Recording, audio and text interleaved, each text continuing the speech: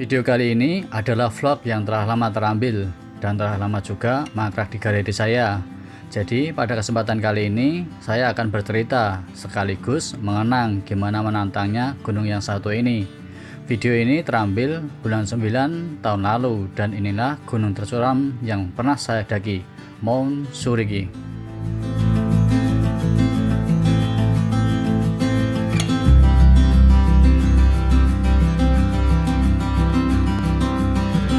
Perjalanan tentu saja dimulai dari Toyama Eki dan mengambil kereta yang menuju ke arah Tateyama Eki, yaitu Dentasu Toyama. Buat kalian yang belum tahu atau tidak tahu lokasi Ekinya sebelah mana, tenang saja, kalian keluar saja dari Ekinya karena Ekinya terpisah dengan jalur utama perkeretaan di stasiun Toyama ini. Dan kalau kalian datang sebelum jam 11, kalian bisa beli tiket khusus dari Toyama Eki sampai stasiun Morudo. Pulang pergi juga ada. Tapi jika lo sudah lewat jamnya, kalian bisa beli di Tateyama Eki. Setelah membeli tiket, kita pun meluncur dari Toyama Eki menuju Tateyama Eki. Dari sinilah perjalanan memakan waktu 1 jam.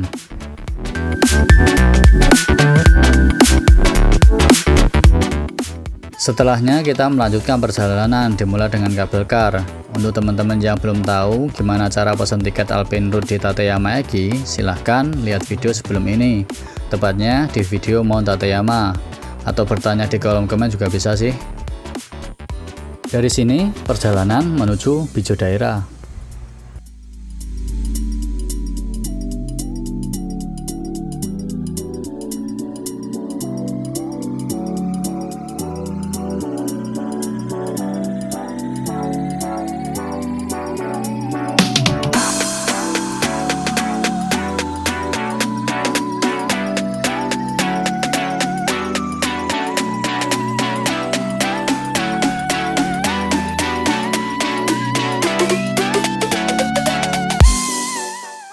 Setelah itu perjalanan dilanjutkan dengan bus menuju ke Morudo.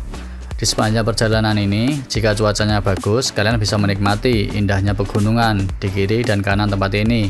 Salah satunya Dainichi Yakushi, yang kemungkinan trip selanjutnya akan saya sambangi.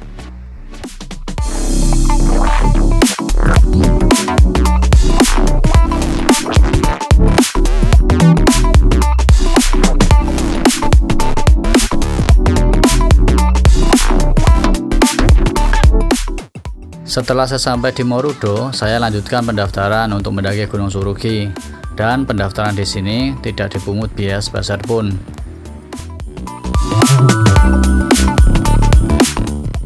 Dan perjalanan kali ini ditemani dua rekan saya, Denny dan juga Juna.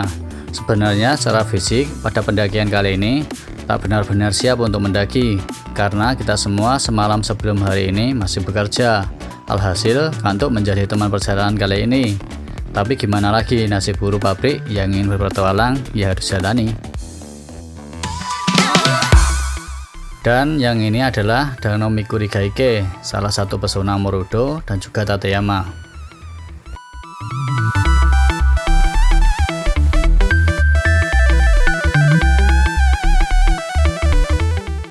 Karena untuk kamsitnya bukan di Roigosawa, melainkan di Surugisawa dan memakan banyak waktu, akhirnya kita pun buru-buru melanjutkan perjalanan.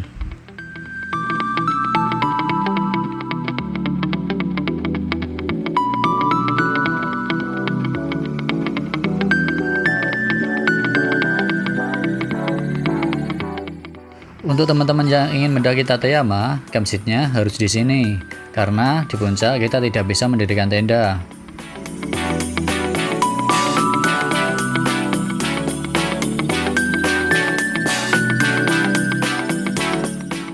Panas cuaca kali ini benar-benar membuat tubuh terasa letih. Tapi cuaca yang seperti ini masih bisa saya tahan. Ada panas yang benar-benar menusuk dan menghancurkan, yaitu melihat tanganmu digandeng olehnya.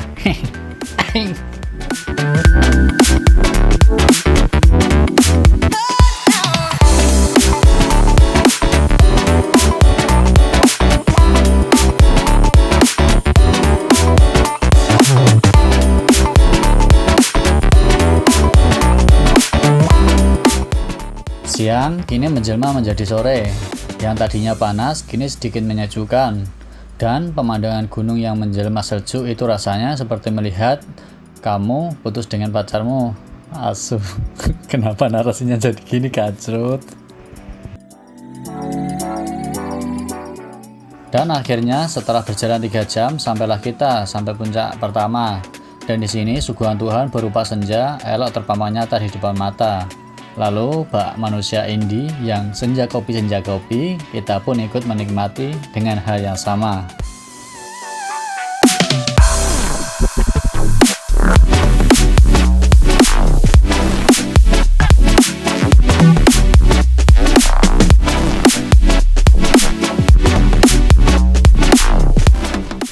Setelah pemujaan senja ala indie dengan kopa kopi, akhirnya kita lanjutkan membuka tenda dan campsite sekalian untuk istirahat malam.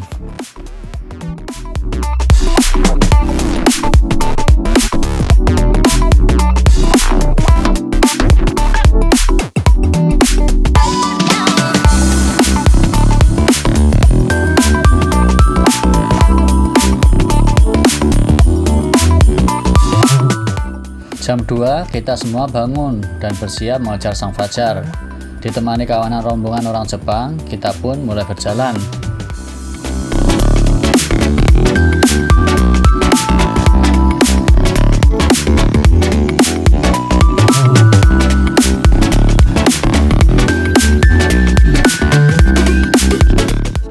Akhirnya setelah sekitar 3 jam berjalan, paparan sang fajar membakar langit, dan itu begitu indah.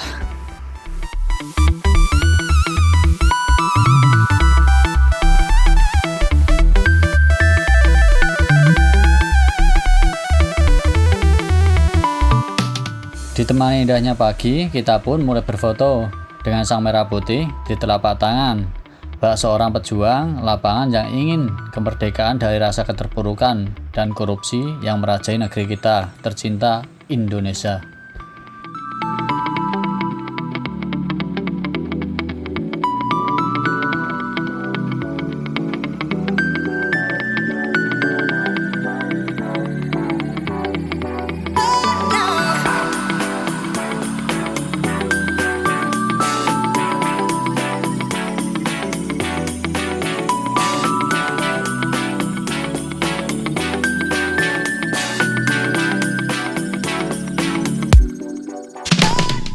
Setelah tradisi perfotoan usai, rasa mager menghantui mereka berdua. Katanya nyaman sampai di sini saja. Dan akhirnya saya berjalan sendirian untuk menggapai puncaknya. Tapi ya sudahlah, mungkin mereka lelah, seperti menunggu peka dengan kode-kode cintamu yang tak pernah terbaca. Astagfirullah.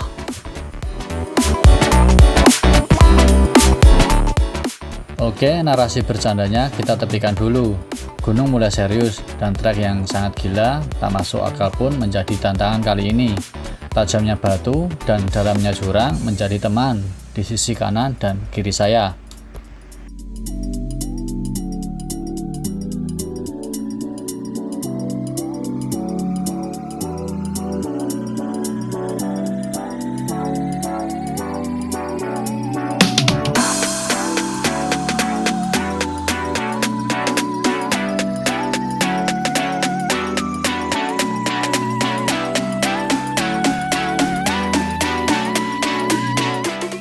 Dan di sini konsentrasi harus tetap terjaga dan juga pandangan tak boleh lengah karena bisa saja batu melayang di udara karena pijakan orang yang sudah duluan ke atas.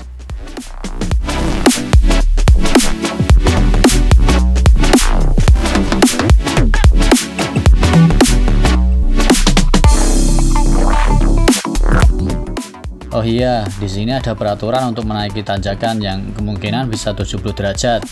Yaitu peraturannya kita harus antri dan naiknya pun harus satu persatu per patok dan rantainya hanya boleh satu persatu. Jangan langsung 2 orang, takutnya kalau tidak kuat bisa jatuh.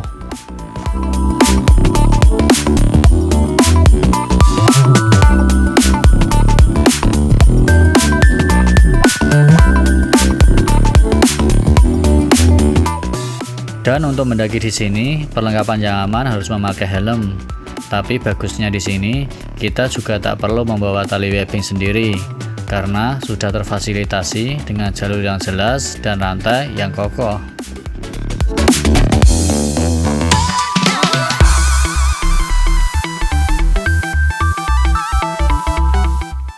Inilah tanjakan terakhir, sekaligus tanjakan yang kemiringannya sangat menakutkan dan membuat mental sedikit melemah. Tapi karena saya pikir orang Jepang aja bisa, masa saya tidak bisa? Dan ini semua tergantung kuat tekad kita.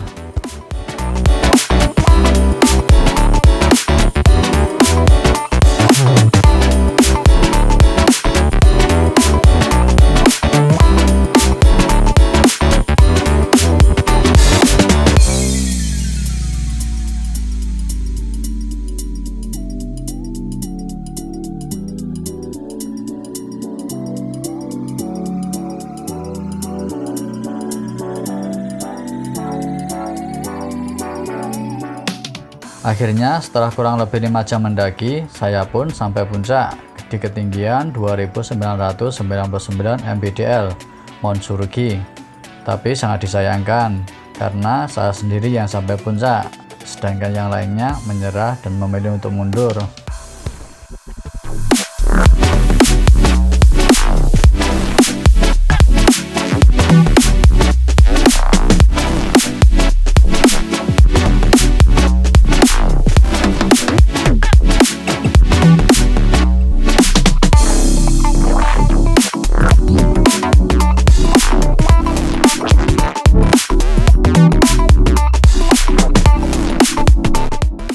Lalu saya pun memasang kamera handphone saya di antara batu besar dan kemudian melakukan ritual pendakian ala orang Indonesia, yaitu mengibarkan bendera tercinta merah putih di puncak tercuram di Jepang, yaitu Mount Tsurugi.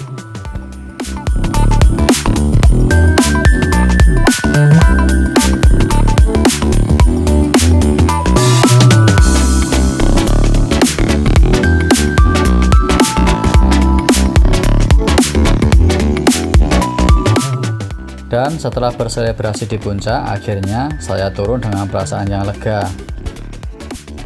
Dengan mengedit video ini di bulan ini, rasanya saya kembali di hari itu, mengenang betapa gilanya trek yang saya hadapi, dan menceritakan kembali di video ini, itu artinya saya kembali membuka ingatan lama, dan tanpa sengaja saya mengenangnya kembali. Untuk gunung tercuram ini, saya yakin untuk kembali lagi, merangkulmu dan membuat cerita kembali. Dan sekian persembahan kali ini, Tsurugi selalu terkenang di hati. Dan dari saya untukmu yang sudah menonton video ini sampai akhir, saya ucapkan arigatou gozaimashita.